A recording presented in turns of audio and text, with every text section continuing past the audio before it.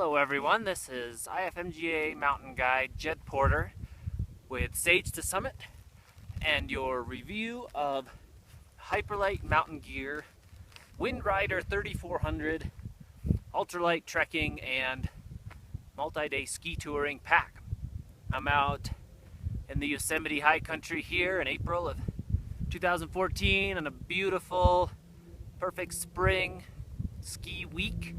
Tooling around, packed ultralight, skiing big peaks, skiing good corn, skiing bad snow, the typical kind of backcountry experience, putting the pack through its paces. We packed light, but brought nice food was kind of the mission, which means that here now at the end of our trip, all we have left in the pack is a small tent, sleeping bag, some extra clothes, and the empty fuel canisters, which makes for a pretty lightweight combination. I'd estimate that outside of food, each of us carrying a pack, it's 18 to 20 pounds at most for this 4-day trip. Windrider 3400 has served very well. I find it to be super comfortable. I'm a big fan of frameless packs. The Windrider comes with, in this size anyway, comes with aluminum stays, but I take those right out, leave them at home, save a few more ounces, make it simple, and it allows it to lay flat in the tent as part of my sleeping system as well.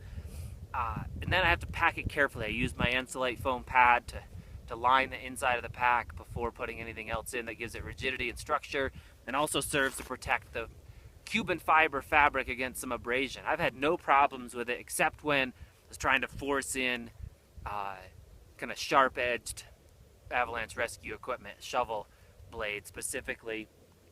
I pulled a little hole in the fabric, but otherwise, in now 10-12 days of application, had no durability problems with it at all. The suspension system is great. These mesh pockets look a little funny. It makes you look a little sloppy, but it proves to be handy for storing skins and extra clothes, what have you. Do recommend that you size the pack and pack so that you can get everything inside when you need to, and just use those mesh pockets for convenience. You can't use the mesh pockets when carrying skis on the outside, and in poor weather your stuff in those mesh pockets would get snowy and wet. It does carry skis just fine, kind of typical A-frame, old-fashioned style, a ski along either side. We'll flash you some pictures of those at some point. The suspension will carry the weight of skis and boots. In this case, we approached on dry ground for a little while, and that went just fine. Another trip, alpine climbing trip in the Palisades back in February, I carried up to about 50 pounds of gear in this same pack on this same lightweight suspension system and found it to be quite effective.